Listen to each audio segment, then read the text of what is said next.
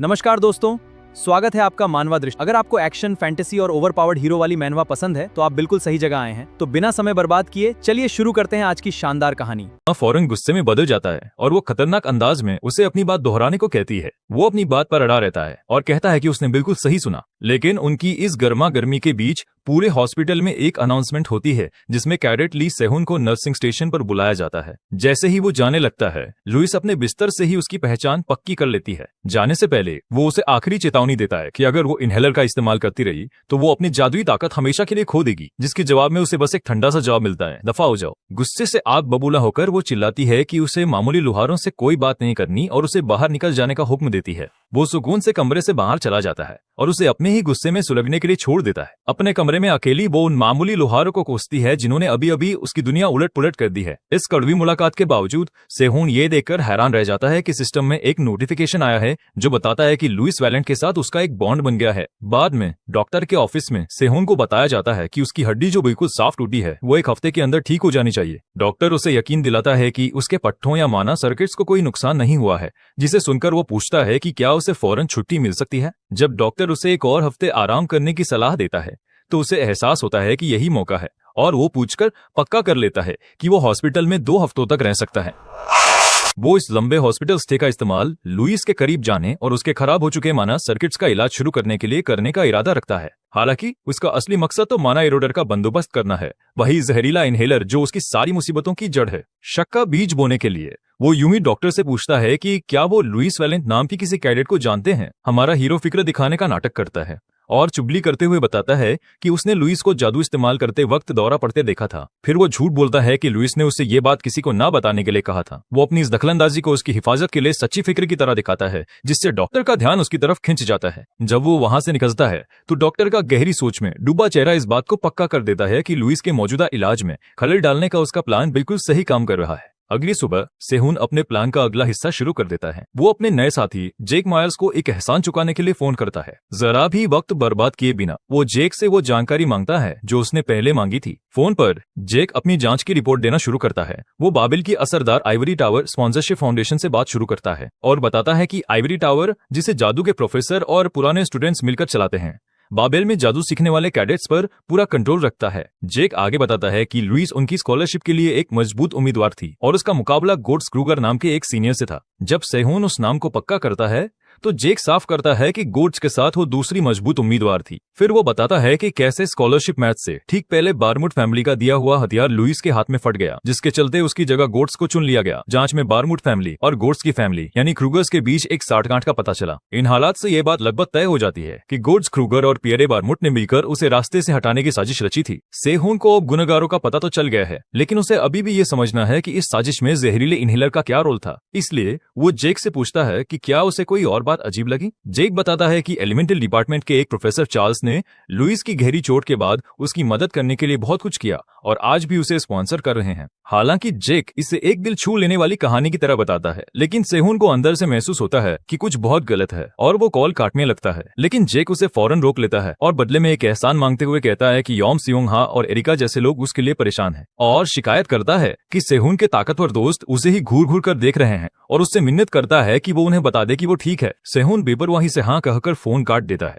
और यॉम सियोंग हा के टेक्स्ट का मजाक उड़ाता है जिसमें लिखा था कि वो मर न जाए। हॉल में चलते चलते उसे यूं ही ख्याल आता है कि उसके पास तो एरिका का फोन नंबर भी नहीं है। जेक की फिक्र को नजरअंदाज करते हुए वो बाद में उनसे बात करने का फैसला करता है और कमरा नंबर 202 का दरवाजा खटखटाता है। वो अपना तारुफ देते हुए कहता है कि वो वही है जिसने कल उसकी मदद की थी, लेकिन दरवाजा झटके से खुलने पर उसकी बात बीच में ही कट जाती है। वो उसे पकड़कर कमरे के अंदर खींच लेती है। गुस्से से उबलते हुए वो उस आदमी का सामना करती है जिसके बारे में उसका मानना है कि उसने अभी अभी उसका सब कुछ बर्बाद कर दिया है। उसका गुस्सा इतना ज्यादा होता है कि वो जोर से चीखते हुए अपने हॉस्पिटल के कमरे की खिड़की तोड़ देती है। फिर वो हैरान परेशान सेहुन पर बरस पड़ती है और पूछती है कि क्या उसे जरा भी अंदाजा है कि उसकी दखलंदाजी की वजह से उसके साथ क्या हुआ है। क्योंकि उसने चुगली की, उसके डॉक्टर ने उसे 2 हफ्ते तक पूरा आराम करने का हुक्म दिया है और उसकी रिहैबिलिटेशन की इंटेंसिटी को वापस लेवल 1 पर कर दिया है। पिछले 6 महीनों की उसकी सारी मेहनत अब पूरी तरह से बर्बाद हो गई है। सेहुन उसके गुस्से को नजरअंदाज करता है और बस ये पूछता है कि क्या उसने इनहेलर का इस्तेमाल किया, जिस पर वो पलटकर जवाब देती है कि उसकी चेतावनी के बाद उसने जाहिर है ऐसा नहीं किया। मुतमईन होकर वो सुकून से ऐलान करता है कि वो उसके माना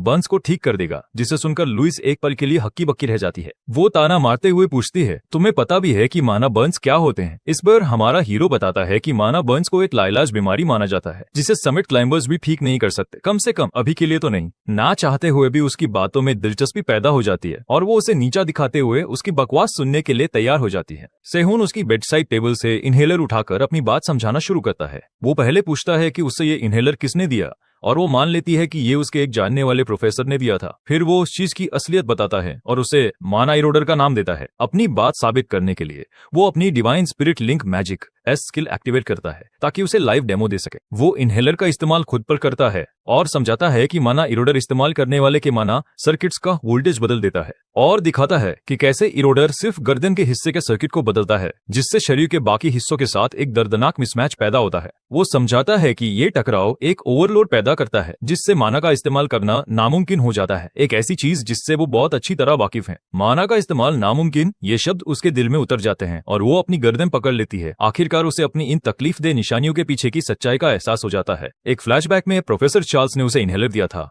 और दावा किया था कि ये उसके जख्म के लिए बहुत असरदार होगा। उसे वो पल याद आता है जब उसने अपने भरोसेमंद मेंटोर से वो जहर लिया था। प्रोफेसर ने उसका हौसला बढ़ाया था, वादा किया था कि वो अपने माना बर्न्स पर काबू पा लेगी और उसे कभी हार ना मानने के लिए कहा था। उसे याद आता है कि कैसे उसने भूलेपन में अपने मेंटोर से वादा किया था कि वो उनकी बातों को हमेशा याद रखेगी। उस पर यह भयानक सच जाहिर होता है, जिस आदमी पर उसने भरोसा किया उसका मेंटोर वो पूरे वक्त उसे धोखा दे रहा था। बस एक ही ख्याल उसके जहन पर छा जाता है, बदला। नफरत से जलती आंखों से वो कसम खाती है कि वो प्रोफेसर चार्ल्स को उसके धोखे की सजा देकर रहेगी। उसकी आंखों में बदले की आग देखकर सेहून उसे बताता है कि वो उसके खराब हो चुके माना सर्किट को तो ठीक नहीं कर सकता, पर उसके पास एक दूसरा रास्ता है, और साफ करता है कि वो उसके माना के इस्तेमाल को कैलिब्रेट कर सकता है जिससे वो अपनी चोटों के बावजूद जादू का इस्तेमाल कर पाएगी। शक से भरी लुइस जानना चाहती है कि इस रहमदिली जैसी मदद के बदले में वो क्या चाहता है। वो बड़े आराम से जवाब देता है कि उसकी मांग कोई खास नहीं है। वो बताता है कि उसकी कीमत है आगे चलकर 6 बड़े डीमन रेल्म्स को एक्सप्लोर करने में उसकी मदद। सेहून उसके सामने एक चॉइस रखता है,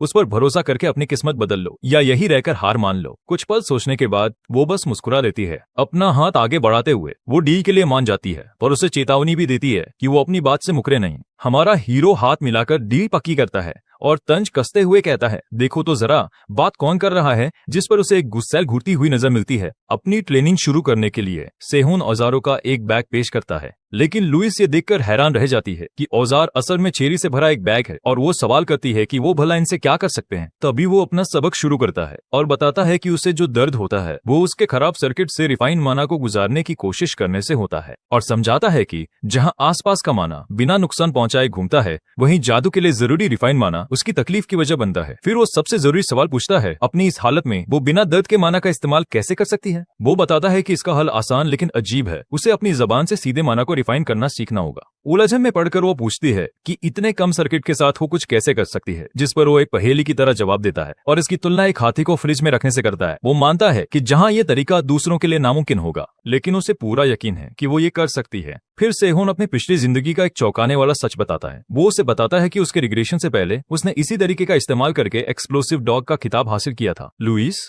जो अब मान चुकी थी लेकिन जिसके मन में बेचैनी भी थी, उसकी बात सुनने के लिए राजी हो जाती है और पूछती है कि उसे क्या करना होगा। वो अपनी ट्रेनिंग का पहला कदम दिखाते हुए एक चेरी अपने मुंह में डालता है। फिर वो बड़ी आसानी से अपनी जबान से उसके डंठल में एक गांठ बांध देता है और बताता है कि ये उसके मुंह में माना सर्किट को ट्रेन करने का बेसिक फॉर्म है। मुंह में चेरी भरे हुए वो उसे हिदायत देता है कि उसे गांठें बांधने के लिए अपनी जबान पर मौजूद सर्किट को बड़ी नाजुकी से कंट्रोल करना होगा। लुइस, जो बिल्कुल भी मुतासिर नहीं हुई थी, मन ही मन सोचती है कि ये आदमी जीनियस नहीं बल्कि एक नंबर का पागल है। अगले कुछ दिन उसके अजीब ट्रेनिंग तरीकों के खिलाफ लुइस के गुस्से और झुंझलाहट से भरे होते हैं। उसकी ट्रेनिंग में अपनी आवाज में माना और जज्बात भरकर पूरी ताकत से चिल्लाना भी शामिल है। उससे एक ही वक्त में 2 मुश्किल टंग ट्विस्टर भी बुलवाए जाते हैं, जिससे उसका डॉक्टर भी हैरान रह जाता है। अपने मुंह में चॉपस्टिक दबाए हुए गुस्से से भरी लुइस उसे जान से मारने की धमकी देती है अगर उसकी वजह से उसका तलफ्फुज बिगड़ा तो। लेकिन एक हफ्ते की कड़ी मेहनत के बाद वो खुशी से ऐलान करती है कि उसने ये अजीब ट्रेनिंग कामयाबी से पूरी कर ली है। सेहून सिर्फ एक हफ्ते में इन कामों में माहिर होने के लिए उसकी तारीफ करता है, लेकिन वो बड़े गुरूर से इसे कुछ खास नहीं बताती। लेकिन हमारे हीरो को एहसास होता है कि शायद वो इतनी तेजी से इसलिए सीख रही है क्योंकि ये एक ऐसा ट्रेनिंग मेथड है जो उसने खुद ही बनाया था। फिर वो झुंझलाकर चिल्लाती है और जानना चाहती है कि उसकी आवाज और तलफ्फुज को सुधारने का माना से क्या लेना देना है। एक गहरी सांस लेकर वो माफी मांगती है और मानती है कि वो इसलिए चिल्लाई क्योंकि ये सब उसे बहुत बेकार लग रहा था। बिना किसी हैरानी के वो आराम से आगे बढ़ने के लिए कहती है और पूछती है कि अगली गांठ कौन सी है, लेकिन तभी वो उसकी एक्सरसाइज का असली मकसद बताता है। ये सब इनकेंटेशन मैजिक के लिए ट्रेनिंग थी। इनकेंटेशन मैजिक शब्द सुनकर लुइस पूरी तरह से चौंक जाती है और हैरानी से उसका चेहरा लाल हो जाता है। सेहुन उसे ध्यान से देखने के लिए कहते हुए कुछ दिखाने की तैयारी करता है। वो समझाना शुरू करता है कि इनकेंटेशन मैजिक के लिए दो बुनियादी चीजों की जरूरत होती है। पहली, कोर के तौर पर काम करने के लिए जरा सा माना, और दूसरी, उसे जादू में बदलने का एक मजबूत इरादा। दूसरे शब्दों में, एक मजबूत मेंटल इमेज ही इसकी चाबी है। इमेज जितनी साफ होगी, इनकेंटेशन उतना ही ताकतवर होगा। वो ध्यान लगाता है और मंत्र पढ़ता है, स्फीयर और फौरन माना का एक छोटा स्थिर गोला बना देता है। फिर वो समझाता है कि अगला कदम है गोले को एक ऐसे रूप में बदलना जिसे फायर करना आसान हो। ट्रांसफॉर्म और एलिमेंटल इंफ्यूजन का मंत्र पढ़ते हुए वो माना को नया आकार और ताकत देता है। वो स्पेल में बदलाव करता रहता है, उसकी पेनिट्रेशन पावर और रफ्तार बढ़ाने पर ध्यान देते हुए। एक्सेलरेट के आखिरी कमांड के साथ वो पूरी तरह से तैयार स्पेल को छोड़ देता है। एनर्जी का बोल्ट तेजी से निकलता है और अस्पताल की खिड़की को तोड़ देता है और बाहर की तरफ एक रास्ता बनाता हुआ निकल जाता है। इससे पहले कि वो आराम से उसे डिसिपेट होने का हुक्म दे, स्पेल आसमान में ऊंचा उड़ जाता है। टूटी हुई खिड़की को देखकर वो झेमते हुए मानता है कि वो थोड़ा ज्यादा ही फोकस हो गया था, इसलिए वो फौरन माफी मांगता है और अजीब तरह से टूटी हुई खिड़की के पैसे देने का वादा करता है। फिर वो सावधानी से लुइस से पूछता है कि क्या वो इस अचानक हुई तबाही से नाराज है, लेकिन गुस्से के बजाय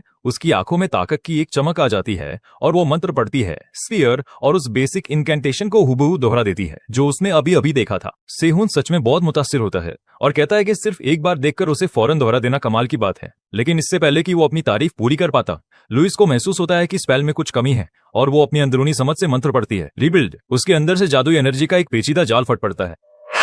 उसके चेहरे पर पसीने की एक बूंद आ जाती है जब उसे एहसास होता है कि जादू सच में दुनिया के कानूनों को नजरअंदाज कर देता है। इस बीच लुइस हैरत से अपने हाथ को देखती है और बरसों बाद पहली बार ताकत के इस उछाल को महसूस करती है। हमारा हीरो अब समझ जाता है कि एक मजबूत मेंटल इमेज से बोला गया सिर्फ एक लफ्ज ही जादू के बुनियादी कानूनों को तोड़ने के लिए काफी है। एक ऐसा उसूल जिसे उसने अभी अभी साबित कर दिया था। अस्पताल में लुइस वैलेंट यकीन न करते हुए अपनी गर्दन को छूती है और महसूस करती है कि उसके जादू का दर्दनाक झटका पूरी तरह से गायब हो गया है। उसके अंदर खुशी की एक लहर दौड़ जाती है क्योंकि वो आखिरकार बिना किसी तकलीफ के दोबारा जादू इस्तेमाल करने के एहसास का मजा ले रही है। सेहुन नरमी से उसे कहता है कि वो रो सकती है, लेकिन एक नए पक्के इरादे के साथ वो अपनी मुट्ठी भींच लेती है और फिलहाल कोई आंसू बहाने से इनकार कर देती है। बदले की आग में जलते हुए वो कसम खाती है कि वो तब तक नहीं रोएगी जब तक वो उसकी जिंदगी बर्बाद करने वाले का गला फाड़कर बाहर ना निकाल दे। उसकी बर्बादी के पीछे के असल गुनहगार सामने आते हैं, प्रोफेसर चार्ल्स गुड्स क्रूगर और पियरे बारमेट। उसके इस जज्बे को देखकर सेहुन खुश होते हुए ऐलान करता है कि अब अगले कदम पर बढ़ने का वक्त आ गया है। उलझन में पड़ी लुइस उसकी तरफ मुड़कर पूछती है कि ये राज भरा अगला कदम आखिर है क्या। फिर वो अपना फोन दिखाकर अपना प्लान बताता है, जहां वो उसे ओवरकमिंग ट्रॉमा नाम के एक प्रोग्राम के लिए रजिस्टर कर रहा होता है।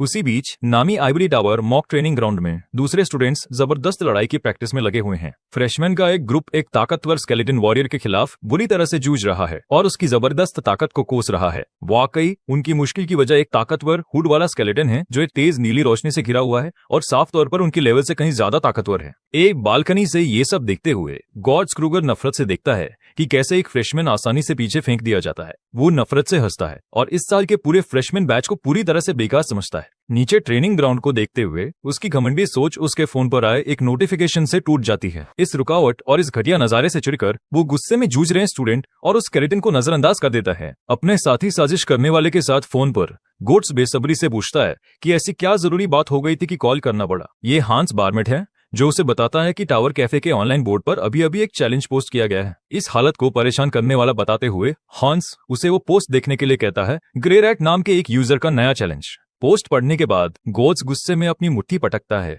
और चिल्लाता है, ये पागल कुतिया, ये चैलेंज लुइस की तरफ से है जिसमें वो सबके सामने अपने ठीक होने और जादू के इस्तेमाल पर वापस लौटने का ऐलान करती है।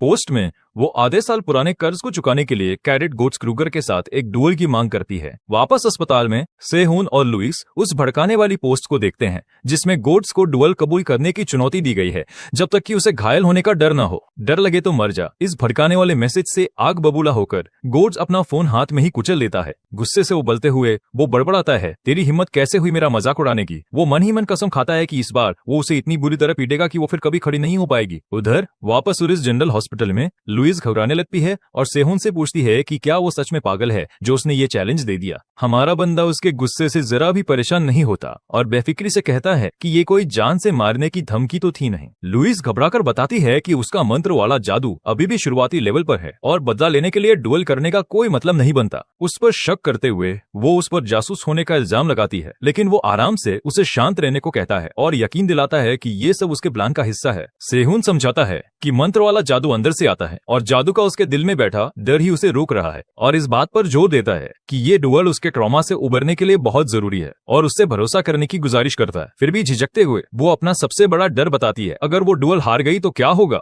और उसे चिंता है कि एक और हार उसके ट्रॉमा को और गहरा कर देगी, जिससे उसकी हालत और भी बदतर हो जाएगी। सेहुन मजबूती से उसका कंधा पकड़ता है और उसे बकवास बंद करके भरोसा रखने को कहता है। उसके करीब झुककर वो पूरे भरोसे के साथ ऐलान करता है कि ऐसा हो ही नहीं सकता कि वो गोट जैसे डरपोक से हार जाए।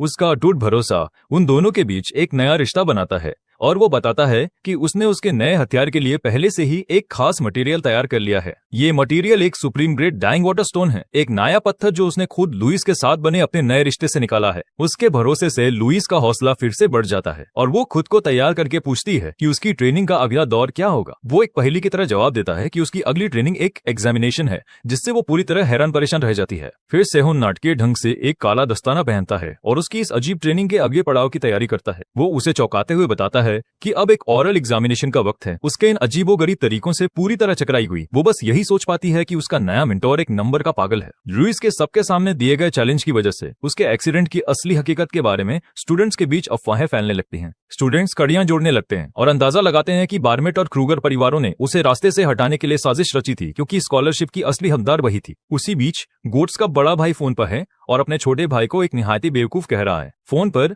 वो गोट्स को डांटता है कि वो एक इंसान को नहीं संभाल सका और एक और बड़ी मुसीबत खड़ी कर दी। तनाव में पसीना पसीना होता गोट्स अपने खौफनाक बड़े भाई से बस बार बार माफी ही मांग पाता है। उसका भाई उसे चेतावनी देता है कि वो परिवार से किसी भी मदद की उम्मीद ना रखे, क्योंकि इससे हालात और बिगड़ेंगे, और फिर वो गोट्स को यह मामला खुद संभालने का हुक्म देता है। गोट्स कुड़न से जर उठता है, ये जानते हुए कि उसके ताकतवर पिता अगर चाहें तो इस पूरे मसले को पल भर में सुलझा सकते हैं, लेकिन वो अपनी इस बुरी हालत पर अफसोस करता है, ये जानते हुए कि उसके बड़े भाई शायद उसकी नाकामी का जश्न मना रहे होंगे, क्योंकि इससे यूडी ग्रुप के अंदर उसकी अपनी हैसियत कमजोर होती है। जब वो अपनी इस कुड़न में डूबा होता है तभी उसका साथी साजिश करने वाला वहाँ आ जाता है। गोट्स ताना मारते हुए अपने कहने को बेस्ट फ्रेंड पियरे बार्मेट की तरफ मुड़ता है। गुस्से में वो पियरे का सामना करता है और उस पर उनके साझा जुर्म को पूरी एकेडमी में फैलाने का इल्जाम लगाता है। फिर वो गुस्से से पियरे का सामना करता है और मांग करता है कि वो चुप रहना बंद करे और सफाई दे। वो बताता है कि ये पियरे ही था जिसने उनके असली प्लान को बदला था, शायद प्रोफेसर चार्ल्स के कहने पर। गोट्स किसी भी माफी को ठुकरा देता है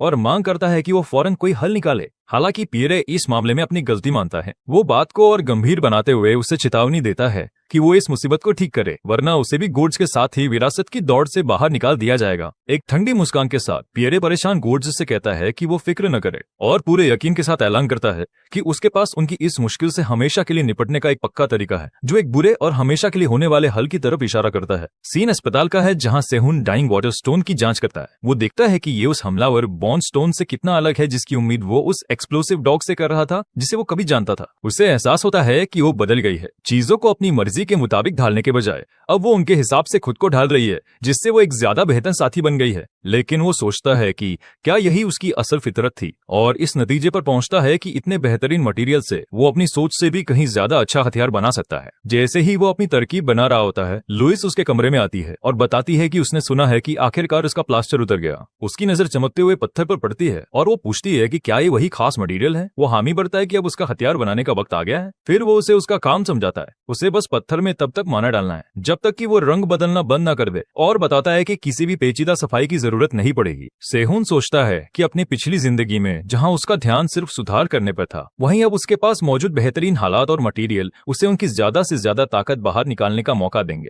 इन शानदार हालात और एक साथ काम करने वाले साथी के साथ वो एक ऐसा हथियार बनाने की तैयारी करता है जो पत्थर की पूरी काबिलियत को बाहर निकाल देगा। तभी वो काम शुरू करता है। एक प्रोजेक्शन अलॉय में माना डालकर उसे बड़ी महारत से एक पतले बिल्कुल चपटे चौकोर हिस्से में फैलाता है। जब वो एक ही वक्त पर पेचीदा माना सर्किट्स को फैलाता और उकेरता है तो लुइस हैरत में डूबकर उसे देखती देखती है और इतने बारीक पैटर्न को देख पाने की उसकी काबिलियत पर दंग रह जाती है। एक लंबे और ध्यान लगाकर किए गए काम के बाद आखिरकार वो अपना हिस्सा पूरा कर लेता है और खुश होकर लुइस पूरी तरह से चार्ज हो चुका और अब तेज चमकता हुआ पत्थर उसके सामने रखती है। वो उसे तैयार डाइंग वाटर स्टोन को ध्यान से अलॉय शीट पर रखने को कहता है। जैसे ही पत्थर शीट से छूता है, कई चीजें अपने आप शुरू हो जाती हैं, जिसकी शुरुआत माना को बढ़ाने और फॉर्मूले को ठीक करने से होती है। फिर माना गैदरिंग, ट्रेजेक्ट्री गाइडेंस और पेन रिलीफ जैसे ताकतवर जादू एक के बाद एक अपने आप हथियार में जुड़ जाते हैं। वो बताता है कि ये पत्थर उसके डाले हुए 73 अलग अलग मंत्रों को दिखा रहा है, जो हर एक जादू के कम वक्त तक चलने की कमी को पूरा करेंगे। लुइस माना के उस खूबसूरत लेकिन बेतरतीब नजारे को देखकर हैरान है, क्योंकि लोहे की प्लेटें उकेरे गए सर्किट्स के हिसाब से खुद ब खुद जुड़ना शुरू कर देती हैं। प्लेटें मुड़ती हैं और एक तेज रोशनी के साथ आपस में जुड़ जाती हैं और ताकत की आखिरी लहर के साथ हथियार का बनना पूरा हो जाता है।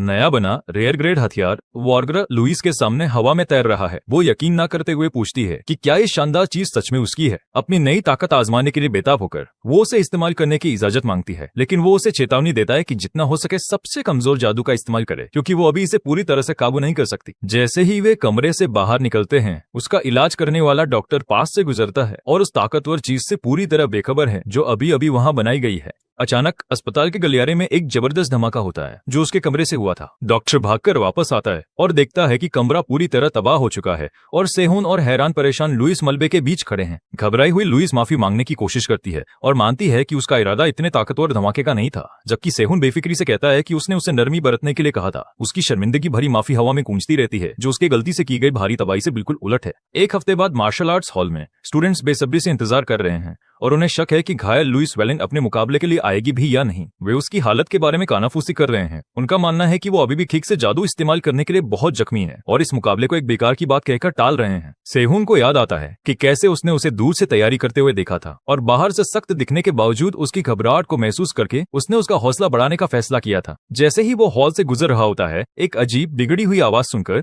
उसके कदम वही रुक जाते हैं जो सिर्फ उसे ही सुनाई दे रही है। आवाज और साफ होती जाती है और वो उसकी गूंज को पहचान लेता है, जो खतरनाक रूप से माना इरोजन जैसी है। यह समझते ही कि यह एक घात लगाकर किया गया हमला है, वो फौरन अंदाजा लगा लेता है कि असली निशाना जरूर लुइस होगी। आवाज की जगह का पता लगाकर वो उसके वेटिंग रूम के पास एक गोदाम की तरफ तेजी से दौड़ता है। बिना एक पल भी सोचे वो लात मारकर गोदाम का बंद दरवाजा तोड़ देता है। अंदर उसे दिमागी हमले की वजह का पता चलता है, एक बॉक्स के ऊपर रखा हुआ ड्रीमिंग स्पीकर डिवाइस। जैसे ही वो पास जाता है, स्पीकर एक वहम दिखाना शुरू कर देता है और उसे उस ख्याली पुलाव के लिए ताना मारता है जिसका वो पीछा कर रहा है। उस वहम से निकलती बेहद जानी पहचानी आवाज को पहचानकर वो चौंक जाता है। उसकी पिछली जिंदगी की उस्ताद का एक साया उसके सामने आ जाता है, जिससे वो एक पल के लिए सोचने लगता है कि क्या वो असली है। उसकी उस्ताद का वहम ठंडेपन से उसका मजाक उड़ाता है और पूछता है कि वो वक्त में पीछे जाने के इस बचकाने मजाक को कब तक जारी रखने वाला है। वो इस बात पर हंसती है कि उसने महज एक बेकार खंजर से वक्त को पीछे कर दिया और ऐलान करती है कि उसकी उम्मीद बेबुनियाद है। एक नीचा दिखाने वाली मुस्कान के साथ वो साया उसे हमेशा की तरह जिद्दी कहता है और उससे अपनी बात सुनने की मांग करता है। वह उसे लेक्चर देता है और उसके सपने की तुलना जहर के उस प्याले से करता है जो शुरुआत में तो मीठा लगता है लेकिन आखिर में बेमतलब होता है। उसकी उस्ताद का साया उस पर हावी होते हुए उसे यह हकीकत मानने का हुक्म देता है कि वो पहले ही नाकाम हो चुका है। वो उससे अपनी भद्दी छटपटाहट बंद करने और बस अपनी मौत को कबूल करने के लिए कहती है, लेकिन सेहून शांति से उस साये का सामना करता है और कहता है कि उसे एक बात ठीक करनी है। तभी वो अपना हाथ उठाता है और ऐलान करता है कि उसकी असली उस्ताद किसी को मरने के लिए कहने में इतनी लंबी चौड़ी बातें नहीं करती। और इसके बाद वो अपने हथौड़े से एक जोरदार वार करता है और उस भूतिया साये के टुकड़े टुकड़े कर देता है। वह कांच की तरह टूटकर बिखर जाता है और उसके पीछे का जादुई डिवाइस सामने आ जाता है जो उसे बना रहा था। ड्रीमिंग स्पीकर से चिंगारियां निकलती हैं और उसका जादू जोर से खत्म होने लगता है। वहम के खत्म होने के बाद वो अपना हथौड़ा उठाता है और इस बात पर बेहद गुस्से में है कि उसके दुश्मनों ने उसकी उस्ताद की इतनी भद्दी और बेइज्जती भरी नकल बनाने की हिम्मत की। एक पल की दिमागी कशमकश के बाद सेहून ड्रीमिंग स्पीकर को तोड़ देता है। यही वो डिवाइस था जिसका इस्तेमाल अवेकिंग ड्रीम स्किल से लुइस पर घात लगाकर हमला करने के लिए किया गया था। हालांकि वो इस अनजान स्किल से हैरान है, पर वो फिलहाल इसे नजरअंदाज कर देता है क्योंकि उसकी पहली चिंता लुइस पर मंडरा रहा खतरा है। लेकिन जैसे ही वो डिवाइस को उठाने की कोशिश करता है, वो चौंक जाता है। वो डिवाइस एक जोरदार धमाके के साथ फट जाता है। अब वेयरहाउस के फर्श पर उस जादुई डिवाइस के टूटे हुए टुकड़े बिखरे पड़े हैं। उन टुकड़ों को जांचते हुए सेहून उनमें बची जादुई निशानियों को पहचान लेता है और जान जाता है कि ये एक बदनाम ग्रुप का काम है। वो पहचान लेता है कि ये गुनहगार डॉन है, जो जादूगरों का एक कट्टर और बेहद खतरनाक ग्रुप है और अपनी खतरनाक सोच के लिए जाना जाता है। और उसे उदासी से याद आता है कि पिछली जिंदगी में डॉन ही वो ग्रुप था जिसने लुइस को अपने काबू में कर रखा था। डुअल में सिर्फ 10 मिनट बाकी है और उसे फिक्र होती है कि डॉन इस नई टाइमलाइन में भी लुइस को फिर से निशाना बना रहा है। वो अपने जिस्म में माना इरोजन के बचे हुए असर को महसूस कर सकता है जो उस पेय की वजह से हो रहा है, और ये उस पेय की ताकत का सबूत है। उसकी ताकत का अंदाजा लगाकर उसे बहुत फिक्र होने लगती है कि इस पेय का पूरा असर लुइस पर क्या हो रहा होगा। उसी बीच अपने वेटिंग रूम में घबराई हुई लुइस एक अजीब बजने वाली आवाज से परेशान हो रही है और सोचती है कि कहीं स्पीकर खराब तो नहीं हो गया। चिढ़कर उसे लगता है कि यह आवाज उसके सर में दर्द कर रही है, जिससे डुएल से पहले कि उसकी घबराहट और बढ़ रही है। जब वो अपनी गर्दन पर मौजूद निशान को छूती हैं, तो उसका खुद पर भरोसा डगमगाने लगता है और उसे चिंता होती है कि उसकी ये हालत देखकर लोग उसके ठीक होने पर शक करेंगे। अपनी हिम्मत जुटाने की कोशिश में वो पट्टियों को कसकर पकड़ लेती है और खुद से कहती है, सब ठीक है, मैं ये कर सकती हूँ। और फिर वो उस पट्टी को फाड़कर फेंक देती है और लड़ाई के लिए खुद को तैयार करते हुए हिम्मत से उस निशान को घटिया बताती है। लेकिन तभी वहम का जादू उस पर हावी हो जाता है, जिससे उसका निशान एक खौफनाक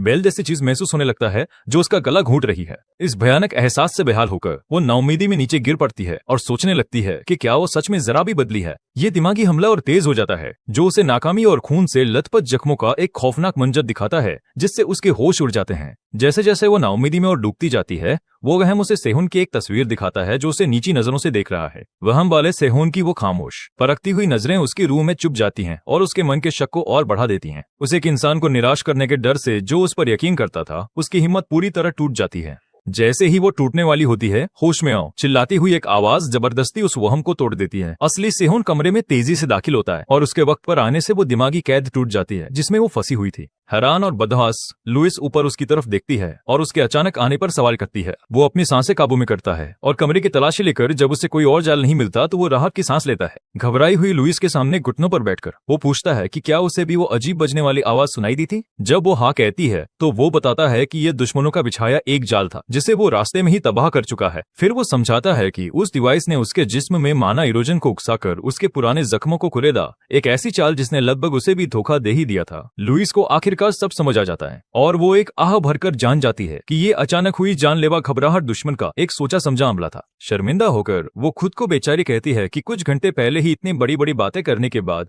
वो उनकी चाल में फंस गई। रिवर्स साइकोलॉजी का एक बेरहम दांव चलते हुए सेहुन साफ साफ उसकी बात मान लेता है और उसे बेचारी कहता है कि बड़ी बड़ी बातें करके अब वो मुंह लटकाए बैठी है। वो उसे ताना मारता है, कहता है कि इससे अच्छा तो वो भाग ही जाए क्योंकि सब जानते हैं कि वो पहले भी एक बार हार चुकी है। वो उसे और उकसाता है, पूछता है क्या फर्क पड़ता है अगर लोग उसके भाग जाने पर उसे कोसेंगे तो। फिर वो बेरहमी से कहता है कि वो हार मानने के लिए अपने पुराने जख्मों का बहाना बना सकती है। सेहुन उसके गायब हो चुके हौसले का मजाक उड़ाता है और लुइस गुस्से से सुलगने लगती है। वो पूछता है कि क्या उसे सबके सामने फिर से कुचले जाने से डर लग रहा है। उसके ताने आखिरकार अपना काम कर जाते हैं और गुस्से से पागल लुइस उस पागल कमीने पर चिल्लाती है कि वो अपना मुंह बंद रखे।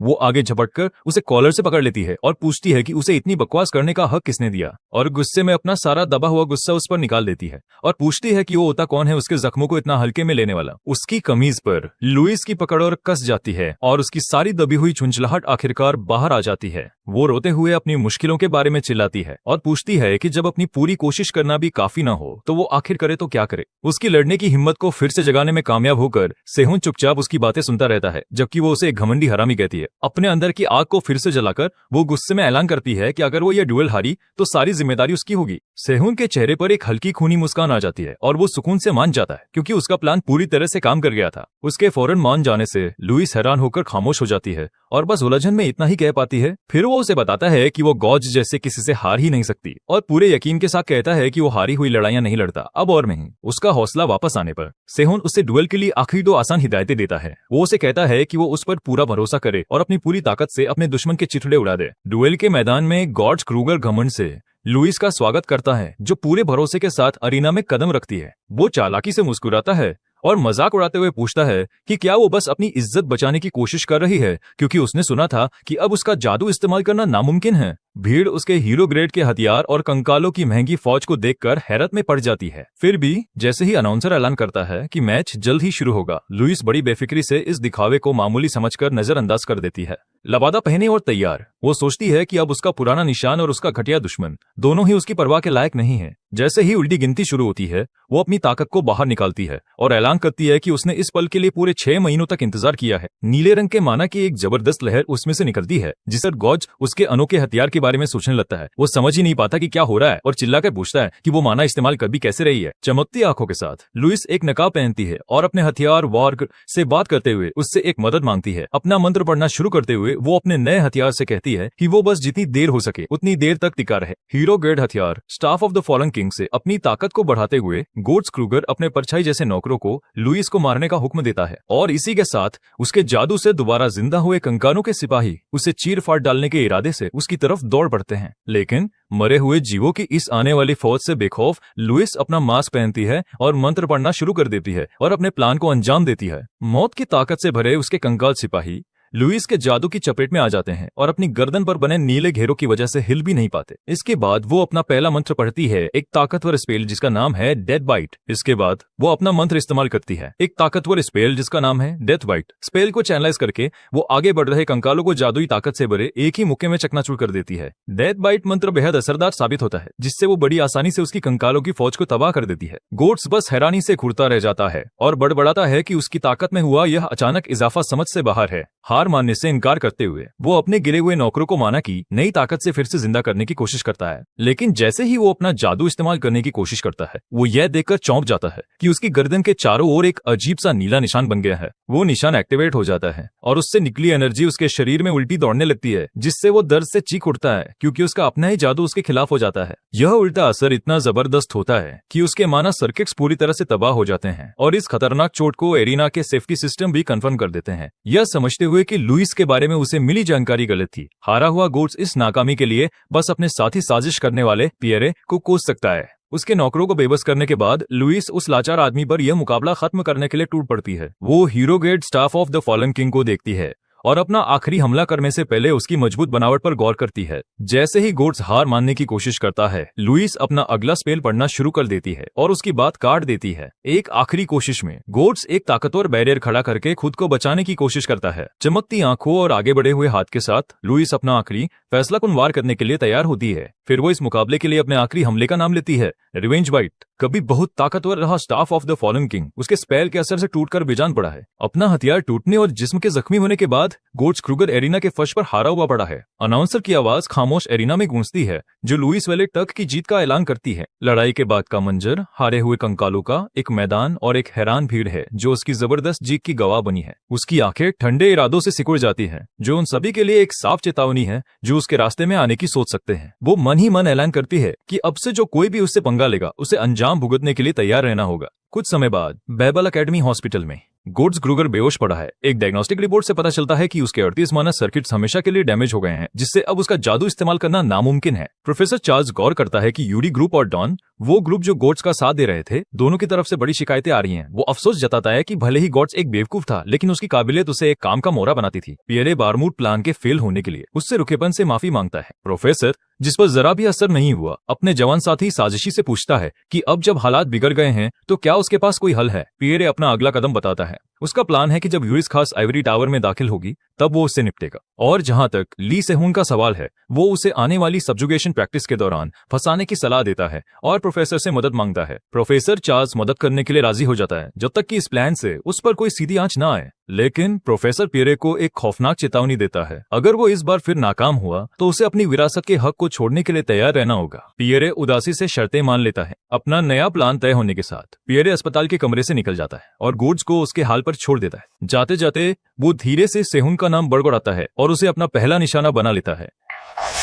तभी एक सिस्टम विंडो सामने आती है जो सेहून की नई हासिल की हुई स्किल के बारे में बताती है, अवेकनिंग ड्रीम, खुद को हिप्नोटाइज करने का एक तरीका जो किसी उलझे हुए दिमाग को जबरदस्ती जगा देता है। लेकिन उसे यह नई स्किल अजीब लगती है क्योंकि कोई भी स्किल हासिल करने के लिए कम से कम काबिलियत का एक लेवल तो चाहिए जो उसके पास होना ही नहीं चाहिए था। वो एक चौंकाने वाले नतीजे पर पहुंचता है। अगर उसने एक ऐसा हुनर हासिल कर लिया है जो उसके पास पहले नहीं था तो हो सकता है कि उसका रिग्रेशन सिर्फ एक दूसरा मौका ना हो। उसका दिमाग अपनी पिछली जिंदगी में मौत के उस पल में वापस चला जाता है जहां अवेकनिंग ड्रीम स्किल पहली बार एक्टिवेट हुई थी। एक अचानक झटके के साथ उसकी आंखें खुल जाती हैं क्योंकि सब कुछ साफ हो जाता है। उसे एहसास होता है कि उसका रिग्रेशन असल में एक मेंटल बैरियर स्किल है, खुद को बचाने का एक तरीका जिसे उसने अनजाने में अपनी मौत के वक्त एक्टिवेट कर लिया था। बाद में लुइस अस्पताल के लाउंज में सेहून को ढूंढ लेती है। वो सोच रहा होता है कि अपने पास मौजूद ड्रीम आइवरी के साथ अपनी नई स्किल का इस्तेमाल कैसे करे। उसे अकेले बैठा देखकर वो ठंडे अंदाज में पूछती है कि वो क्या कर रहा है। सेहुन सुकून से जवाब देता है कि वो बस ध्यान कर रहा है, एक ऐसा जवाब जो उसे थोड़ा हैरान कर लेता है। फिर वो बताती है कि पूरे हफ्ते उसके टेस्ट होने वाले हैं। इस पर हमारा हीरो डॉक्टर आन जोंगवान की तारीफ करता है। एक हल्की मुस्कान के साथ वो मानती है कि पिछले 6 महीनों में डॉक्टर ने उसकी बहुत मदद की। बात बदलते हुए वो सेहुन को बताती है कि वो पिछले दिन उनके साझे दुश्मन प्रोफेसर चार्ल्स से मिली थी। एक फ्लैशबैक में प्रोफेसर उसे ठीक होने पर दिखावे की मुबारकबाद देता है और पूछता है कि क्या वो एलिमेंटल डिपार्टमेंट में वापस आएगी। फिर वो उसे एक तोहफे के तौर पर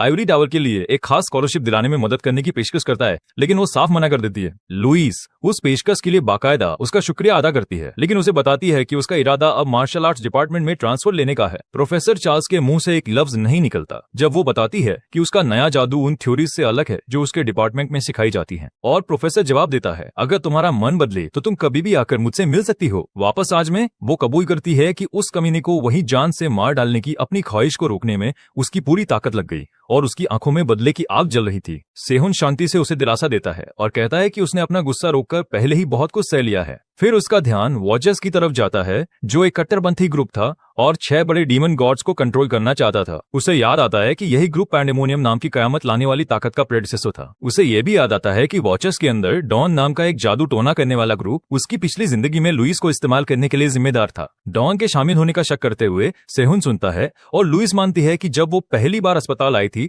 तो वो पूरी तरह नाउम्मीद महसूस कर रही थी। अस्पताल के बिस्तर पर लेटे हुए वो मायूस हो गई थी, यह सोचकर कि उसे जल्द ही निकाल दिया जाएगा और वो कभी अपना बदला नहीं ले पाएगी। उसने सोचा था कि क्या उसके जैसी एक मामूली नॉन हीरो लड़की कभी इतने ताकतवर दुश्मनों के खिलाफ खड़ी हो पाएगी। अपने डरावने भविष्य से डरकर उसने बस अस्पताल में छुपे रहने का फैसला कर लिया था। पीछे मुड़कर देखने पर लुइस को अब अपनी वो पिछली मायूसी बेवकूफी लगती है। फिर वो सेहुन की तरफ देखती है और सच्चे दिल से उसका शुक्रिया अदा करती है, यह कहते हुए कि उसने उसे जीने की एक नई वजह दी है। वो सोचती है कि शायद उसकी पिछली सारी मुश्किलें सिर्फ इसलिए जरूरी थी ताकि वो इंकेंटेशन मैजिक सीख सके, या शायद वो एक इम्तिहान थी जिसे उसे गॉज क्रूगर को हराने के लिए पार करना था। और आखिर में वो सोचती है कि क्या किस्मत ने यह सब सिर्फ इसलिए किया ताकि वो इस कमरे में उससे मिल सके। अपने दिल की बात कहने पर वो साफ तौर पर घबरा जाती है और सही लफ्ज नहीं ढूंढ पाती। आखिरकार वो एक सीधा लेकिन गहरा पैगाम दे पाती है, मेरी मदद करने के लिए शुक्रिया। उसका सच्चा शुक्रगुजार दिल उनके रिश्ते को और मजबूत करता है, जिससे उनका बॉन्ड लेवल 2 तक बढ़ जाता है और उनके रिश्ते को गाइडेंस का नाम मिलता है। सेहुन पूरी तरह से हैरान रह जाता है और मन ही मन सोचता है कि उसने कभी नहीं सोचा था कि बदनाम एक्सप्लोसिव डॉग इतनी सच्ची हो सकती है। शर्मिंदा होकर लुइस जाने के लिए उठती है, लेकिन वो उसे रोक लेता है और उसका टूटा हुआ आर्मामेंट वारगर मांगता है। वो समझाता है कि आर्मामेंट ओवरलोड की वजह से टूट गया और वो उसे बस उस नए आर्मामेंट में मिला देगा जो वो उसके लिए बनाएगा। लेकिन वो ठंडे अंदाज में जवाब देती है, मैं इसे क्यों लौटाऊं। एक जीत वाली मुस्कान के साथ वो वारगर को अपना बताकर कमरे से भाग जाती है और उसे सब कुछ संभालने के लिए छोड़ देती है। जैसे ही वो जाती है, जैक मेयर्स जोश में कमरे में घुसता है। आखिरकार उसे ढूंढकर वो बड़े फख्र से ऐलान करता है कि उसने वो सारा सामान इकट्ठा कर लिया है जो सेहुन ने मांगा था और पूछता है कि क्या वो नई तलवार बनाने के लिए तैयार है। अपने 2 हफ्तों की गैरहाजिरी के होमवर्क के पहाड़ का सामना करते हुए सेहुन उस ढेर पर एक नजर डालता है, लेकिन शांति से हाँ कह देता है, यह कहते हुए कि उसकी अगली क्लास से पहले उसके पास वक्त है। भले ही वो काम के बोझ तले दबा हुआ महसूस कर रहा हो, जेक इस फिक्र को नजरअंदाज कर देता है और बड़े भरोसे से कहता है कि वो 2 हफ्तों का काम एक ही दिन में खत्म कर सकता है। फिर वो उसे आराम से अपनी खास वर्कशॉप में ले जाता है। हमारा हीरो हैरान होकर चारों ओर देखता है और पूछता है, क्या तुमने मेरे आने की वजह से कमरा साफ किया? जेक जवाब देता है,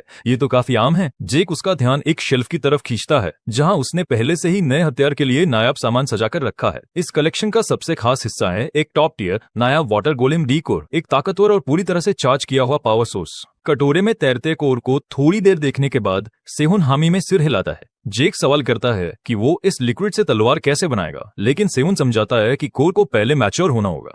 फिर वो ऐलान करता है कि वो इस नाजुक काम को शुरू करने के लिए अपने व्हाइट लाइट स्टाइल का इस्तेमाल करेगा। लिक्विड कोर में अपनी उंगली डुबोकर वो उसे रिफाइन करने का एक पेचीदा तरीका शुरू करता है। अपने माना पर जबरदस्त कंट्रोल के साथ वो कोर के लिक्विड में हेरफेर करता है, उसे और पतला और ज्यादा रिफाइन बनाता है। जैसे ही वो मटेरियल को और ज्यादा सही बनाने के लिए जोर लगाता है, जेक हैरानी से देखता है जबकि कोर जबरदस्त ताकत से चमकने लगता है। कोर की ओवरलोड हालत से खुश होकर सेहुन ऐलान करता है कि शुरुआती तैयारी पूरी हो गई है। घबराया हुआ जेक समझ जाता है कि वो जानबूझकर कोर को ओवरलोड कर रहा है, लेकिन सेहुन कहता है कि 100% का स्टैंडर्ड आउटपुट उसके प्लान के लिए काफी नहीं है। जब जेक एक ज्यादा मजबूत कोर इस्तेमाल करने का सुझाव देता है तो सेहुन राज भरे अंदाज में उसे बस देखने के लिए कहता है, एक खतरनाक लेकिन जरूरी प्रोसेस का इशारा देते हुए जेक को ध्यान से देखने के लिए कहकर सेहुन अगला फेज शुरू करता है, प्रॉपर्टी एसिमुलेशन। वो कोर पर कई पेचीदा एन्चांटमेंट्स लगाता है जिसमें परसेप्शन एनहांसमेंट और कोर सिंक्रोनाइजेशन शामिल है। फिर वो जेक की तरफ मुड़ता है और उसे अपना दाहिना हाथ आगे करने के लिए कहता है। जेक की उंगली पर एक छोटा सा कट लगाने के बाद वो उसके खून की एक बूंद को एनर्जी से भरे कोर की तरफ गिराता है। खून कोर के साथ मिल जाता है जिससे लाल और नीली एनर्जी का एक शानदार धमाका होता है। जेक को अचानक एक अजीब सा एहसास होता है, एक ऐसा एहसास जो उसने पहले कभी महसूस नहीं किया था। उसे कोर से एक अजीब गहरा जुड़ाव महसूस होता है, जैसे वो अपने ही जिस्म के किसी हिस्से को देख रहा हो। सेहुन उसे हिदायत देता है कि वो एक हफ्ते तक हर रोज अपने खून की कुछ बूंदे उस लिक्विड में डाले जब तक कि कोर उसे सूखना बंद न कर दे। इस अजीब रस्म से पूरी तरह हैरान जेक वजह पूछता है। सेहुन समझाता है कि यह जेक की अनोखी काबिलियत से निपटने की एक तरकीब है जो माना के बेकाबू कंप्रेशन की वजह से होती है। तो इसे कंट्रोल करने की कोशिश करने के बजाय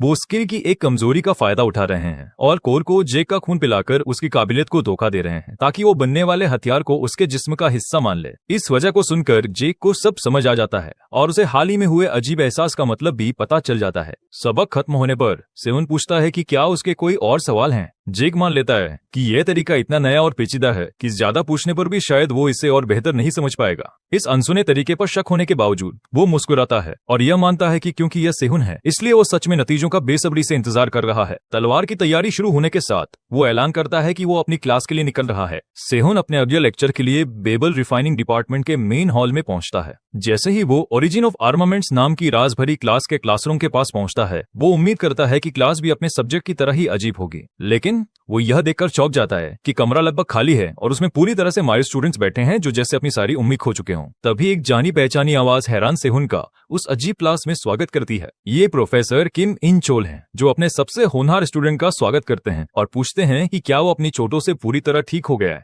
ली सेहुन अपनी ओरिजिन ऑफ आर्मामेंट्स क्लास में पहुंचता है, लेकिन तभी प्रोफेसर किम इन चोल को वहां देखकर हैरान रह जाता है। प्रोफेसर सच्ची फिक्र दिखाते हुए पूछते हैं कि क्या सेहुन के हाथ की चोट अब ठीक हो गई है। सेहुन उन्हें यकीन दिलाता है कि वो एक मामूली चोट थी और वो अब पूरी तरह से ठीक हो चुका है। फिर प्रोफेसर लगभग खाली क्लासरूम में बैठे मायूस स्टूडेंट्स की तरफ इशारा करते हैं और कहते हैं कि ये सेहुन की पहली क्लास है। उसे अचानक मुश्किल में डालते हुए वो उसे एक तलवार थमाते हैं और उसे बनाने वाले लोहार के इरादे को पहचानने का चैलेंज देते हैं। सेहुन फौरन हथियार का असली काम पहचान लेता है और बताता है कि ये खास तौर पर चुभोने वाले हमलों के लिए बनाई गई है। वो अपना एकदम सही जायजा जारी रखता है और तलवार के वजन के केंद्र से ये अंदाजा लगाता है कि इसे किसी ऐसे इंसान के लिए बनाया गया था जो अपने दाहिने पैर से लंगड़ाता हो। इस गहरी समझ को देखकर प्रोफेसर किम उससे और ज्यादा जानने के लिए उकसाते हैं कि क्या वो कुछ और भी महसूस कर सकता है। सेहुन ध्यान लगाने के लिए एक पल लेता है और तलवार की रूह में छिपे गहरे इरादे को महसूस करने की कोशिश करता है। तलवार के जिस्म से परे देखकर वो लोहार की उस गहरी ख्वाहिश को महसूस करता है कि ये तलवार कभी भी मारने के लिए इस्तेमाल ना की जाए।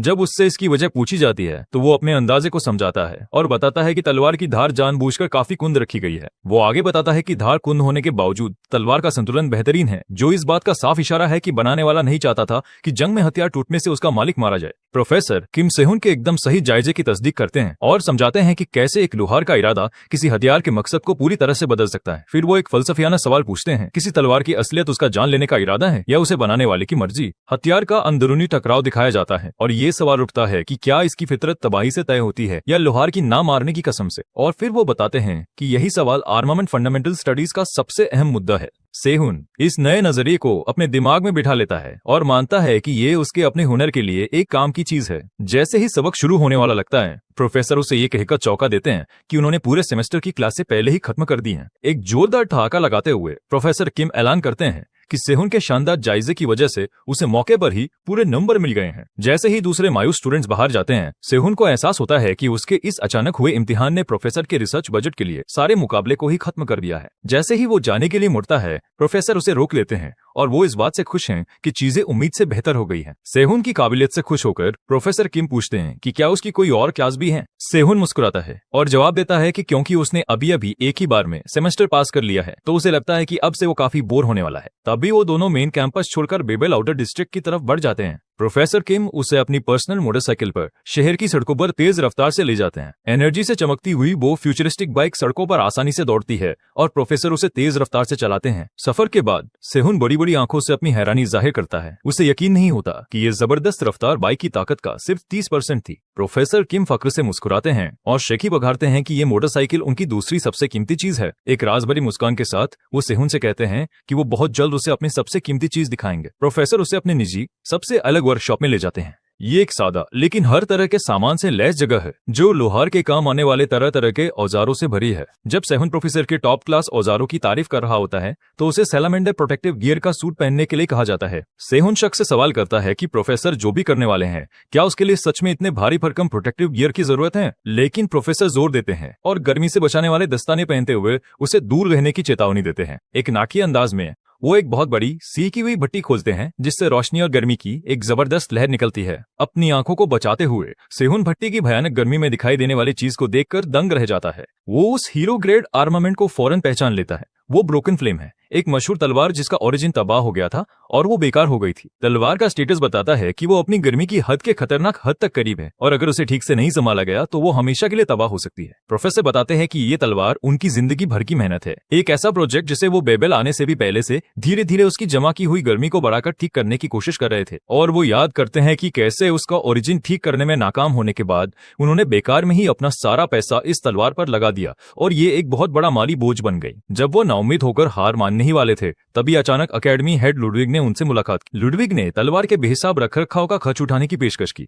लेकिन सिर्फ इस शर्त पर कि किम इंचोल बेबेल में प्रोफेसर बन जाएंगे। सेहुन सारी कड़ियां सही सही जोड़ लेता है और समझ जाता है कि प्रोफेसर की रिसर्च और ये बड़ा खुलासा असल में मदद मांगने का उनका तरीका है। प्रोफेसर किम कबूल करते हैं कि वो इस मशहूर तलवार को ठीक करने की अपनी कोशिशों में एक ऐसी दीवार से टकरा गए हैं जिसे वो पार नहीं कर सकते। वो सेहुन को एक नई इज्जत के साथ देखते हैं और अपनी गुजारिश करने के लिए तैयार होते हैं। वो ऐलान करते हैं कि वो आज तक जितने भी लुहारों से मिले हैं उनमें सेहुन के पास सबसे जबरदस्त हुनर है। इस गुजारिश का वजन समझते हुए सेहुन संजीदगी से इस चुनौती को कबूल करने के लिए राजी हो जाता है। वो इसे ऐसे आर्मामेंट पर रिसर्च करने का एक नायाब मौका कहता है, लेकिन एक शब्द से प्रोफेसर का शुक्रिया बीच में ही काट देता है। लेकिन अपनी आंखों में लालच की चमक के साथ वो अपनी कीमत तय करता है और कहता है कि उसे तलवार पर ठीक से काम करने के लिए एक बड़ा रिसर्च बजट चाहिए होगा। प्रोफेसर एक थकी हुई लेकिन राहत भरी सांस लेते हैं। उम्मीद की एक किरण के लिए ये एक छोटी सी कीमत है और उससे कहते हैं बस दूसरे कैडेट्स के सामने इसे जाहिर मत करना। जाते हुए सेहुन ब्रोकन फ्लेम के बारे में सोचता है। वो जानता है कि अगर ये ठीक हो गई तो ये एक लेजेंडरी ग्रेड हथियार बन जाएगी। उसे लेजेंडरी 5 एलिमेंट आर्मामेंट्स याद आते हैं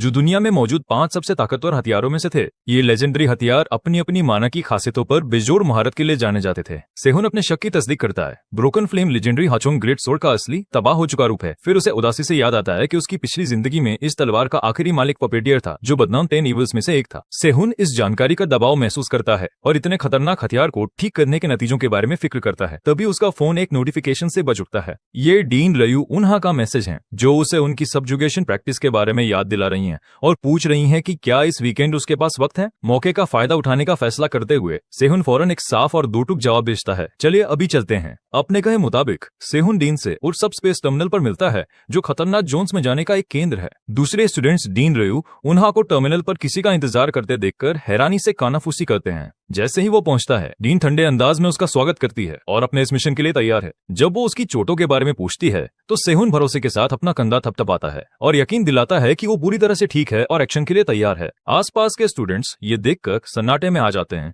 कि डीन किसी और का नहीं बल्कि विवादों में घिरे फ्रेशर ली सेहुन का इंतजार कर रही थी। सिस्टम एक डी क्लास डेंजर जोन में उनके एक साथ दाखिल होने का ऐलान करता है जो वहाँ मौजूद सभी स्टूडेंट्स के लिए एक तमाशा है। देखने वाले तेजी से अफवाहों पर बात करते हैं और कड़ियां जोड़ते हैं कि सेहुन को डीन का सपोर्ट हासिल है। प्रोफेसर किम उसे पसंद करते हैं और यहाँ तक कि अकेडमी हेड ने भी उस पर ध्यान दिया है। वो ये सोचने पर मजबूर हो जाते हैं कि क्या ली सेहुन सच में उतना ही बड़ा खिलाड़ी है जितना उसके ताकतवर ताल्लुकात बताते हैं। पूरी स्टूडेंट बिरादरी के लिए एक बात साफ हो जाती है, ली सेहुन के बीच में होने से बेबेल अकेडमी में जल्द ही बदलाव की एक नई हवा चलने वाली है। सेहुन के काबू पाने की प्रैक्टिस शुरू होती है जब वो और डीन रयू युनहा बदनाम युन वोल माउंटेन के गेट पर पहुंचते हैं। जैसे ही वो चमचमाते हुए पोर्टल के सामने खड़े होते हैं डीन बताती है कि यही उनकी मंजिल का रास्ता है। अंदर जाने से पहले डीन उसे कुछ आखिरी हिदायतें देने की तैयारी करती है और वो ध्यान से सुनता है। वो ऐलान करती है कि उसका पहला काम सेहुन के लड़ाई के साजो सामान का जायजा लेना है। वो अपनी आम लड़ाई की यूनिफॉर्म दिखाता है जो डीन को ठीक ठाक तो लगती है पर कुछ खास नहीं। ये कहते हुए कि उसके पास कुछ बेहतर है वो एक रहस्यमयी छोटा सा काला क्यूब दिखाती है। वो उसे नजरअंदाज करने को कहती है और आइटम को चालू कर देती है जो तुरंत उसके हाथ में बदलना शुरू हो जाता है।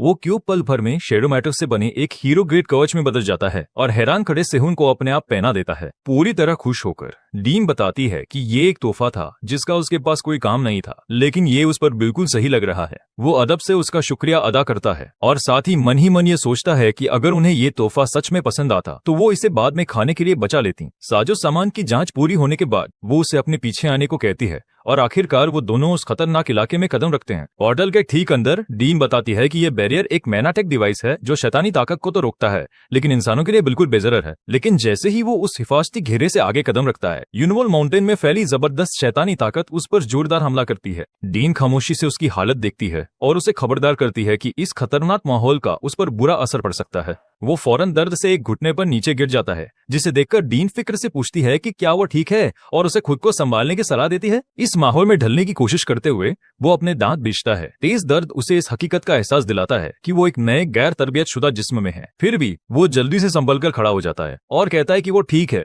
उसकी इतनी तेजी से ठीक होने की रफ्तार देखकर बीम काफी मुतासिर होती है। इसके बाद वो समझाना शुरू करती है और बताती है कि यूनिवॉल माउंटेन में रहने वाले सभी जीव रात में ही निकलते हैं। वो उसे खबरदार करती है कि भेड़ियों की सूंघने की ताकत बहुत तेज है और वो इतने समझदार हैं कि मिलकर हमला कर सकते हैं। फिर वो उससे उसका प्लान पूछती है। पूरे भरोसे के साथ वो कहता है कि जब तक उसके पास एक भरोसेमंद रखवाला है, वो सीधा सामने से हमला करके सबको चीरता हुआ निकल जाएगा। लेकिन डीन अपनी बात साफ कर देती है और कहती है कि ये उसकी प्रैक्टिस है, इसलिए वो इसमें दखलंदाजी नहीं करेगी। वो उसे यकीन दिलाती है कि कवच उसे किसी भी बड़ी चोट से बचाएगा, लेकिन अगर हालात ज्यादा खतरनाक हुए तो वो ये मिशन रोक देगी, एक ऐसी शर्त जिसे सेहुन फौरन मान लेता है। और इस तरह एक खुली जगह में चारा बनकर खड़ा सेहुन इंतजार करता है, जबकि अंधेरे में से भेड़ियों के झुंड की खौफनाक आवाजें उसे घेर लेती हैं। अचानक भूखे सिल्वर वुल्व्स का एक बहुत बड़ा झुंड जंगल से निकलकर सीधा उसकी तरफ दौड़ पड़ता है। कुछ दूरी से ये सब देख रही तजुर्बेकार डीन भी हैरान रह जाती है और सोचती है कि भेड़ियों की तादाद उम्मीद से कहीं ज्यादा है। सामने से आते झुंड का सामना करते हुए वो आराम से अपना हाथ तलवार की मूठ पर रखता है और खुद से कहता है, इंतजार करो। वो बिल्कुल बिना हिले डुले खड़ा रहता है। उसकी नजरें हमला करते झुंड पर टिकी हैं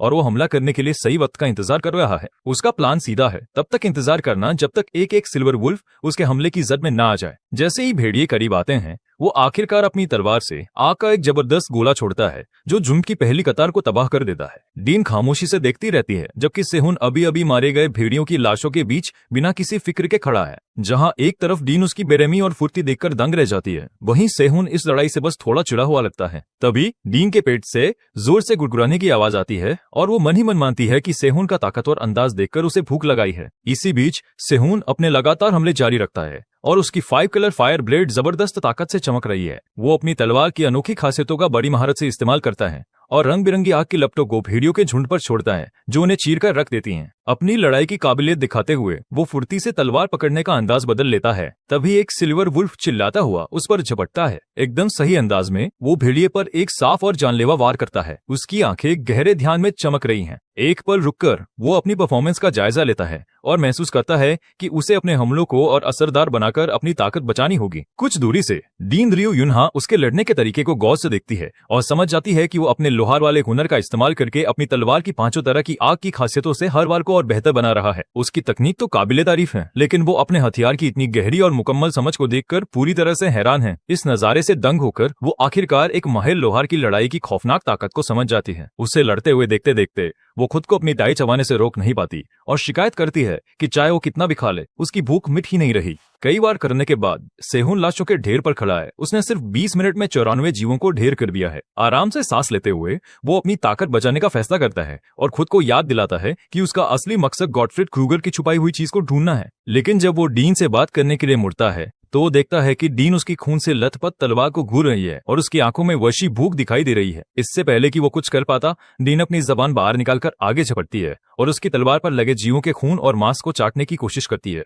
सेहुन ठीक वक्त पर अपनी तलवार पीछे खींच लेता है, जिससे हैरान और मायूस डीन की अजीब सी ख्वाहिश अधूरी रह जाती है। खुद को संभालकर वो ऐसा दिखावा करती है जैसे वो सब कुछ सुन रही थी, लेकिन सेहुन जानता है कि वो पूरी तरह से अपनी अजीब भूख में खोई हुई थी। जैसे ही वो ऐलान करता है कि वो एक ब्रेक लेंगे, उस उजाड़ कांटेदार इलाके से एक सर्द डरावनी हवा चलती है। उनके ब्रेक पर एक खौफनाक गुर्राहट रोक लगा देती है जब झुंड का बहुत बड़ा अल्फा वुल्फ यानी पहाड़ का असली बॉस सायों में से बाहर निकलता है। सिल्वर वुल्फ झुंड को तबाह करने के बाद सेहुन और डीन रियो युनहा कुछ देर आराम करते हैं। सेहुन अफसोस जताता है कि काश वो अपने नए कवच का और ज्यादा आदी होता तो वो और भी बेहतर तरीके से लड़ सकता था। वो आह भरते हुए मानता है कि असल में उसका ये कमजोर जिस्म ही उसकी सबसे बड़ी रुकावट है। लेकिन तभी डीन उसका ध्यान अपनी ओर खींचती है। उसकी दिलचस्पी बढ़ जाती है और वो उससे पूछती है कि उसने लड़ने का ये अंदाज कहाँ से सीखा है, क्योंकि उसकी हर एक चाल में सालों का तजुर्बा साफ नजर आता है। वो उस पर जोर देते हुए पूछती है कि आखिर उसे किसने इतना असरदार तरीका सिखाया जो सिर्फ और सिर्फ काम निकालने पर ध्यान देता है। हमारा हीरो जवाब देता है कि उसने ये सब जरूरत पड़ने पर खुद ही सीखा है, जिसे सुनकर बीन के माथे पर चिंता की लकीरें आ जाती हैं और वो पूछती है, आखिर तुमने कैसी जिंदगी जी है। एक त्योहार के तौर पर अपनी जिंदगी की निशानी उस तलवार को कसकर पकड़ते हुए सेहून का जहन पुरानी यादों में खो जाता है। उसे अपना बचपन याद आता है, एक ऐसा लड़का जिसके सर पर बस अपने माँ बाप का बदला लेने का जुनून सवार था। और फिर वो उस वक्त की अपनी सबसे बड़ी मुश्किल साफ साफ बताता है, उसके पास पैसे नहीं थे। फिर वो उसे बताता है कि उसके पास जो भी एक एक पैसा था, अपनी विरासत से लेकर मदद के पैसों तक, सब लोहारगिरी की प्रैक्टिस के लिए सामान खरीदने में चला गया। जब उसे एहसास हुआ कि वो पेट भरने और सामान खरीदने दोनों का खर्च नहीं उठा सकता, तो वो समझ गया कि उसे अपनी सोच बदलनी होगी और इसलिए उसने जीने का एक सीधा साधा उसूल अपना लिया, जब तक उसका जिस्म काम कर रहा है तब तक काफी है। डीन उसकी बात ध्यान से सुनती है कि कैसे वो बस अपने जिस्म को काम करने लायक रखने की भयानक सोच रखता था। वो आगे बताता है कि ये जिंदा रहने का एक बहुत नाजुक तालमेल था, जहां भूखा रहने से उसकी ताकत कम हो जाती, लेकिन खाने पर वो पैसा खर्च होता जिसकी उसे सामान के लिए जरूरत थी। एक फीकी मुस्कान के साथ वो मानता है कि इस तालमेल को बनाए रखना इतना मुश्किल था कि अपनी पहली ही सर्दियों में वो थकान से लगभग मर ही गया था। उसके अतीत की इस बेरहम हकीकत को सुनकर डीन के पास कहने को कुछ नहीं बचता। वो एकदम सुन्न रह जाती है, ये महसूस करके कि शायद उसने कुछ ज्यादा ही कह दिया। सेहुन जल्दी से हॉन्पिंग नाम के एक सेहतमंद लेकिन बेहद बेस्वाद मॉन्स्टर की कहानी सुनाकर माहौल को हल्का करने की कोशिश करता है। वो याद करता है कि कैसे सिर्फ थोड़े से पैसे बचाने के लिए वो जबरदस्ती उस जीव को खाता था, और वो उस वक्त को भी याद करता है जब सेकंड हैंड खरीदा हुआ एक सस्ता चिमटा टूट गया था, जिस वजह से पिघला हुआ मेटल उसके पैर पर गिर गया था। एक दर्दनाक सबक जिसने उसे सिखाया कि अपने औजारों के मामले में कभी कंजूसी नहीं करनी चाहिए। लेकिन तभी वो उसकी बात बीच में ही काटते हुए कहती है, बस बहुत हुआ। उसकी कहानी सुनकर आखिरकार वो समझ जाती है कि उसकी हर चाल के पीछे इतनी समझदारी और कोरी काबिलियत कहाँ से आती है। लेकिन वो कहती है कि अब वो वैसी जिंदगी नहीं जी रहा है, और वो भी इस बात को मान लेता है, ये कहते हुए कि इस तरह की जिंदगी से इंसान कहीं नहीं पहुंचता। वो अपना तरीका समझाता है कि अब वो खुद को बस अपनी हद तक धकेलता है, लेकिन इतना भी नहीं कि उसके माना सर्किट्स को कोई नुकसान पहुंचे। जैसे ही उनका रिश्ता गहरा होता है, वो अपना हाथ उसके कंधे पर रखती है, जिससे वो चौंक जाता है। फिर हमदर्दी की एक हैरान करने वाली झलक दिखाते हुए वो उसे बताती है कि वो तो खुद को इतना भी नहीं धकेल रही है, और वो उसे पेशकश करती है कि जब भी हालात मुश्किल हों वो उसकी मदद करेगी। एक ऐसा इशारा जो उसके बारे में सेहून की सारी उम्मीदों को तोड़ देता है। डीन के इस नए दोस्ताना और हिफाजती रवैये से पूरी तरह हैरान होकर वो मान जाता है। इसके बाद डीन उसे उन मौकों के बारे में लेक्चर देना शुरू कर देती है जो कैडेट्स को मिलेंगे, खासकर उसे क्योंकि वो वैलेडिटोरियन है। जब वो उसे डांट रही होती हैं तो वो शरारत से उसकी कही बात उसी पर दोहरा देता है कि वो तो खुद को इतना भी नहीं धकेल रहा है, जिससे उनका रिश्ता और मजबूत हो जाता है। अचानक उसके होश तेज हो जाते हैं। उसे उस इलाके में एक अजीब एनर्जी का सिग्नेचर महसूस होता है। पूरब के चांद के नीचे शैतानी एनर्जी की एक लहर पूरे जंगल में फैल जाती है। एक झटके में अपने पैरों पर उछलकर वो डीन की बात काटता है और उससे उसे जितना हो सके उतना ऊंचा ले जाने के लिए कहता है। इस अचानक और अजीब मान से वो भौचक्की रह जाती है। समझाने का वक्त न होने पर वो बस चिल्लाता है कि ये बहुत जरूरी है, और वो उसकी बात मानकर उन दोनों को रात के आसमान में उछाल देती है। इतनी ऊंचाई से उसका शक सही निकलता है। उसे वो छुपा हुआ डंजन मिल गया है जिसमें यर्गेन क्रूगर का आर्टिफैक्ट है, जो चांदनी से भरी शैतानी एनर्जी को सोख रहा है। और उसे याद आता है कि अपनी वापसी से पहले उसे इस डंजन को खोजने में पूरे 3 हफ्ते लग गए थे, लेकिन अब उस चीज की खासियत की पहले से पता होने की वजह से वो एक पल में उसकी जगह का पता लगा सकता है। सेहुन फौरन जंगल में एक खास जगह की तरफ इशारा करते हुए ऐलान करता है, वो रहा वहाँ। एक उलझन में पड़ी वो पूछती है कि वो किस चीज की तरफ इशारा कर रहा है, लेकिन वो बस उससे पोर्टल के गायब होने से पहले जल्दी करने को कहता है। सेहुन को अब भी अपनी बाहों में लिए हुए वो उससे कहती है कि वो लोग बाद में आराम से बात करेंगे, और अपने निशाने की ओर गोता लगा देती है। वो एक टूटते तारे की तरह जमीन की ओर तेजी से बढ़ती है और जबरदस्त ताकत से जमीन से टकराती है, जिससे जमीन फट जाती है और नीचे एक छिपी हुई गुफा सामने आ जाती है। वो चट्टानों को चीरते हुए अंदर घुसते हैं और अंधेरे में जमीन के नीचे एक जगह पर उतरते हैं। उनके टकराने से एक बहुत बड़ा गड्ढा बन जाता है, जो उस छिपे हुए डंजन में उनके जबरदस्त दाखिले का निशान है। उतरने के बाद एक हैरान डीन पूछती है कि वो लोग कहाँ हैं। सेहुन इत्मीनान से बताता है कि वो लोग एक ऐसे डंजन में दाखिल हुए हैं जिसे जानवरों जैसे मॉन्स्टर्स ने खुद ही बनाया है।